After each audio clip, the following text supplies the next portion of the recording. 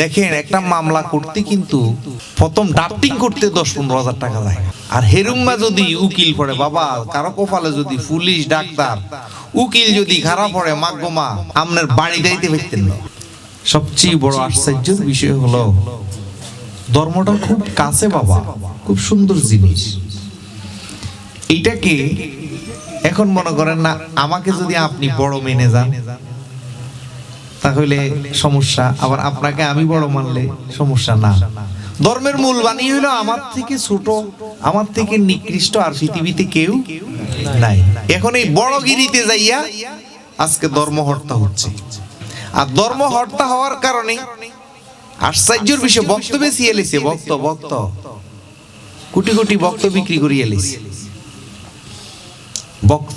ভক্ত বেচা কিনা চলে, বড় আশ্চর্যের বিষয় এগুলা। আমরা এগুলা দেখে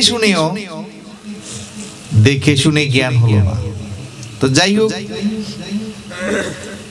আমাকে আপনাকে আমি বারবার, আজকেও অনেক মিডিয়া আসছে, আমি কিছুদিন আগে ক্ষমা চাইছি। আজকে একজন সাংবাদিকে আমারও বলতেছে, আপনি ভুল কি করছেন, এটা তো কইলেন না। কি কয় আমি ভুল কি করছি, এটা দেখে না। এখন ভুলের কি লেগে আমি ক্ষমা চাইছি, আমি তো কি লেগে ক্ষমা চাইছি এটা তো করবেন। আমি কইছি যারা আসলে মূলত আমার ক্ষমা চাওয়া হয়েছে, যারা আমার কথাগুলো বুঝে নাই, আমি তাদের কাছে ক্ষমা চাইছি। কেন চাইছি? এরা যে গালি দেয়, এটাও তো একটা কষ্ট হয় না? এই কষ্টটার জন্য তাদের কাছে ক্ষমা চাইছি, তার কষ্টটার জন্য। তারা একটা গালি দেয়, তারা আমারে দেখলে নিন্দা করে, তারা মারাল্লাই প্ল্যান করে, মামলার জন্য প্ল্যান করে। তো এটা একটা কষ্ট না? এই কষ্টটা যেন তাদের, কষ্টটা যে হচ্ছে আমার কারণেই তো হচ্ছে, এই জন্য আমি তার কাছে ক্ষমা চাইছি। কিন্তু দেখেন একটা মামলা করতে কিন্তু প্রথম ড্রাফটিং করতে 10-15 হাজার টাকা লাগে। আর হেরুম্মা যদি উকিল পড়ে, বাবা কারো কপালে যদি পুলিশ ডাক্তার উকিল যদি খারাপ পড়ে, মাগমা আপনার বাড়ি যাইতে পারতেন না। আর যদি এই 3 জিনিস ভালো পড়ে, তাহলে আপনি সাকসেস হইতে পারবেন যে কোনো কাজে। যেমন ডাক্তার যদি আপনার জীবনে ভালো ডাক্তার পড়ে, তাহলে আপনার অসুখটা সুন্দরভাবে চিকিৎসা হবে।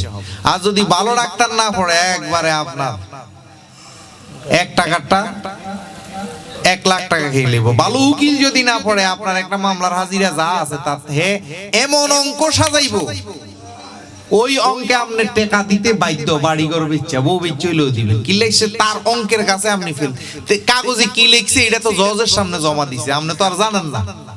এই ফাঁকে আপনার দিছে শেষ করি।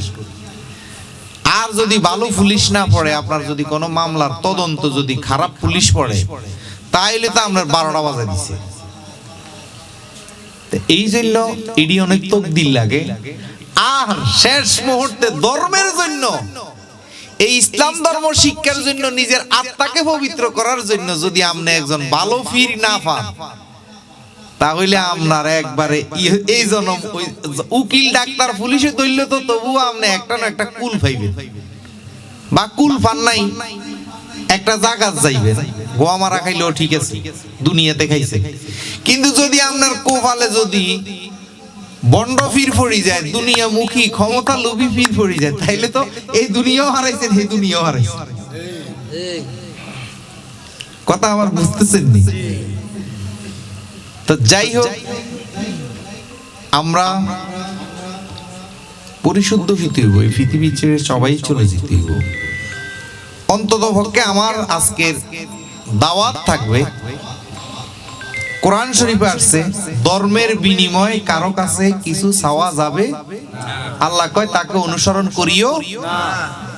অন্তত পক্ষে ধর্মটার বিষয়ে আমরা যেন এই ধর্মের বিনিময়ে কিছু পাওয়ার আশায় আমার বাচ্চা পালতে হইব, আমার ছেলে সন্তান পালতে হইব, আমার ফ্যামিলি চলতে হইব, এই চিন্তাটা না করি যেন আমরা ধর্মকর্ম করি। তো যাই হোক, যে কথাগুলো বলছি আমি যেন আমল করতে পারি, আমার সাথে সাথে আপনারাও আমল করবেন।